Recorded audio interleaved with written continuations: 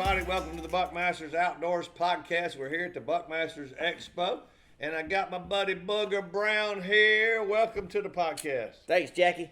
All right, Booger Brown. I gotta ask you because where my head is right. How'd you get the name Booger? Okay, and I hope it ain't what I think it is. No, I was a booger monster when I was little. I was into everything. My granddaddy, he gives a nickname. He pretty much tries to give a nickname to everybody he meets, and then. You know, growing up, man, I guess they gave me the nickname Booger, and it stuck. So on your tombstone, it's not going to be Chris Brown, it's going to be Booger Brown. Pretty much. It's a trademark now, I guess. I got you. All right, well, talk to me. How'd you get the job in the rodeo? Oh, man. Oh, Cody Harris, friend of mine. Jerry Bird, friend of mine. We've been friends for years, and needed somebody to dive in there and rope them bulls and drag them out when they won't go. So that's something I've done my whole life. Really? Yeah. All right, so talk to me about how long have you been working the cattle end of it? Oh, gracious. Ever since I was big enough. That's been something I absolutely loved since I was a child. I'm fifth generation cattle rancher, come out of South Florida, and we down there we had big blocks of land, and that's what we gathered cattle. I'd cry when I could if I had to go to school and didn't get to work cows. If my granddaddy and daddy and all them was working cattle, son, that's just a passion of mine. It's just been a generational thing in your family. Yeah, absolutely loved it. There ain't nothing like getting off in the woods. Every day is a new adventure, and you never know what's going to transpire throughout the day. And we had like cattle in the Big Cypress Preserve down there.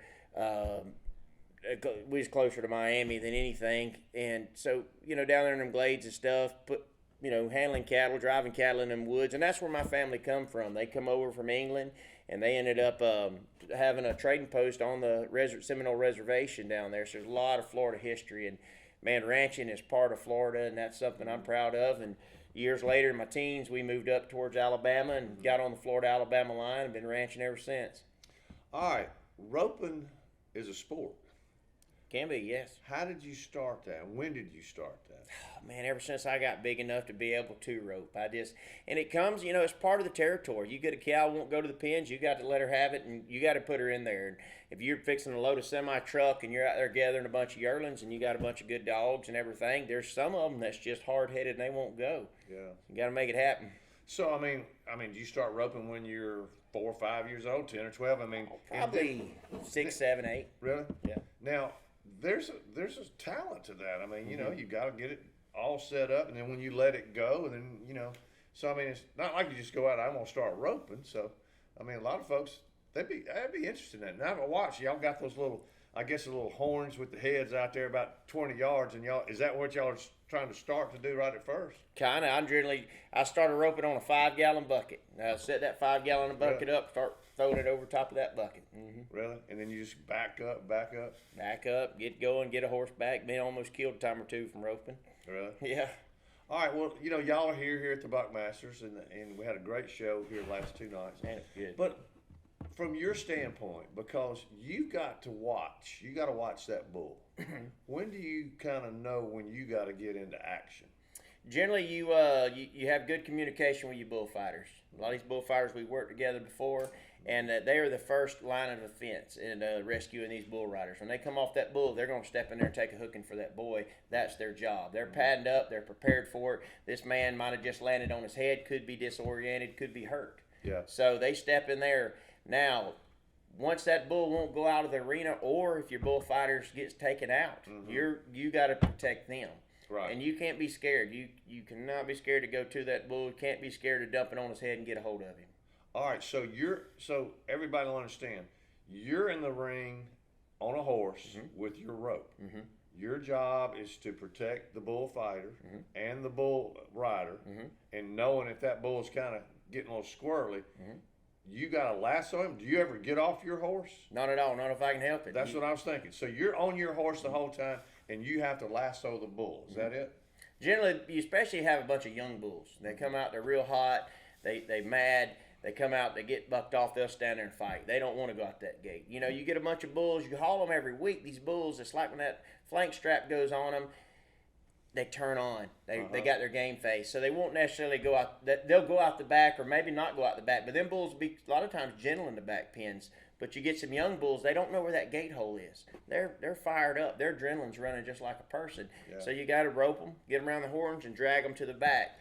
Some good guys working them back pins is also very important because they cut you off when you coming in with that bull. They get between you and the bull with a gate where they can steer that bull into the pen, shut him off, and then it's their job to get the rope off after that. Well, I mean, and this has given me a different perspective doing the promotional event with y'all. This is a team. Oh, definitely. And like I said, you teamed up with Jerry Bird. So I'm up there with Jerry, watching him do his announcing. I'm seeing both you and the other cowboy. Then you got your bull fighters, right? And then you got your clown. And then you got everybody in the back. It is a greased machine. Oh, yeah, absolutely. It's a puzzle.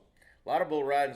Jerry and them, I'll be the only one horseback doing that job, and it makes it a little easier because you can feed off one another. That bull can watch this man, and then the other one can rope him. Right. When you're sitting there, you just have a standoff every once in a while. It's just you and him, unless your bullfighter can get his attention where you could get a little closer and get him roped. So in a particular rodeo, how many times do you have to come into action if you got 30 or 40 bulls? You never know. Sometimes 30 or 40 bulls, you'll rope 15 of them, and then sometimes you won't have to rope one. Yeah, it just depends on the pen of bulls. Huh?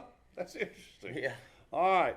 I mean, have you had any particular bulls? You've been doing this a long time. Any of them that you just remember was, ooh, that was a bad night, or it got ugly? Man, I had old bull, the sleepers, the ones that's been doing as long as you have, so to speak. I had one at Floribama one time that got up there and kept fighting, and he just looked at you. He wasn't going to do nothing. And I didn't have anybody helping me when I got in the corner where I didn't have an out. And these pins are small. This is a pretty small pin. And so he ended up getting me. When he broke to me, I couldn't get away from him. He hooked my horse, threw him in the air. I spun around and dumped it on him, and out the back we went. And he dumped your horse? Oh, he threw my horse up in the air. He hooked my horse, threw him in the air. Yeah, he's a pretty tough old horse. But we turned around and hung it on him real quick and got him on out of there. But I remember that bull. Ooh. All right, well, talk to me a little about you're in the cattle business and the horse business.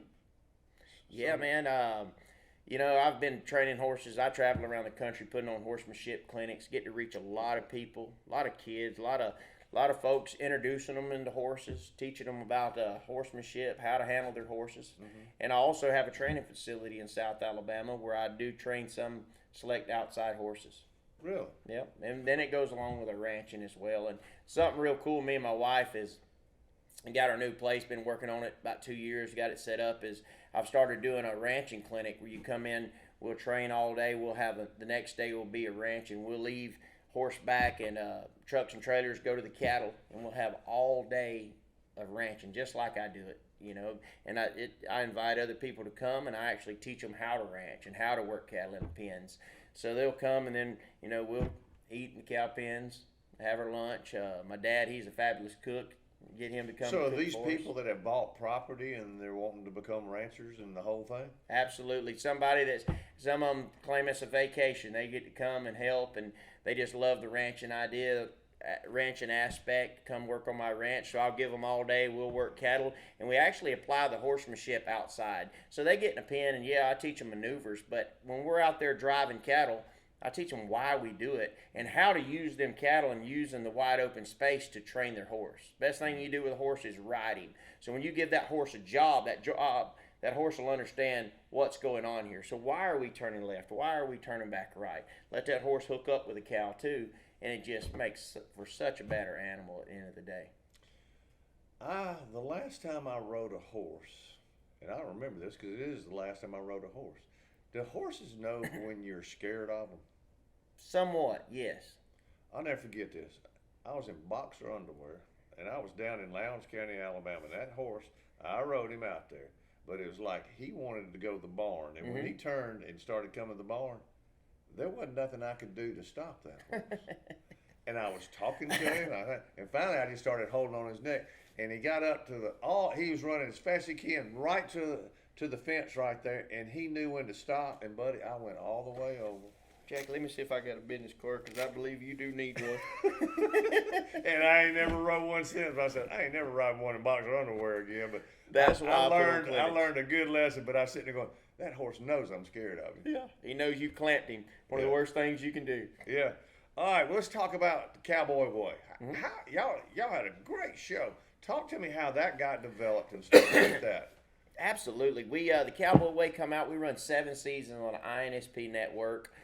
It's all about our families. Good, clean show. The whole family can watch. Super proud of it. INSP's awesome network to work with. We it's run its course. We've done our thing, and now got working on more things to come too. I really enjoyed the Cowboy Way. It opened up a lot of doors. Got to meet a lot of cool people, and it was just filming y'all's lifestyle. Pretty much, yeah, yep. There's three families was the main characters of it, and run 7 seasons. Pretty That's good run. Great. Well, hey, they say if you get 4 or 5, you're doing really good. Yes, so sir. you stretched the limit on that. Yeah, we did. Well, that's cool. That's cool. Well, let's talk a little about what's the future for Booger Brown and all the things y'all got going on with the lifestyles and the rodeos and all that.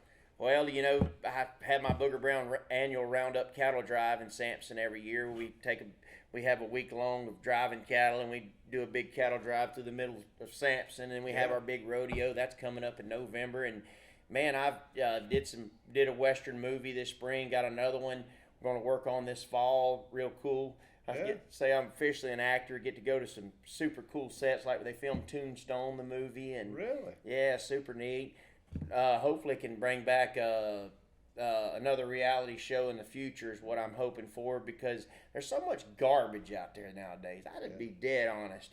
And these kids and families don't have much to watch. And, there's so much out there that comes from the devil infiltrating our kids. And I'm proud to say that we had such a clean, wholesome family show that tries to show people the right way to do things.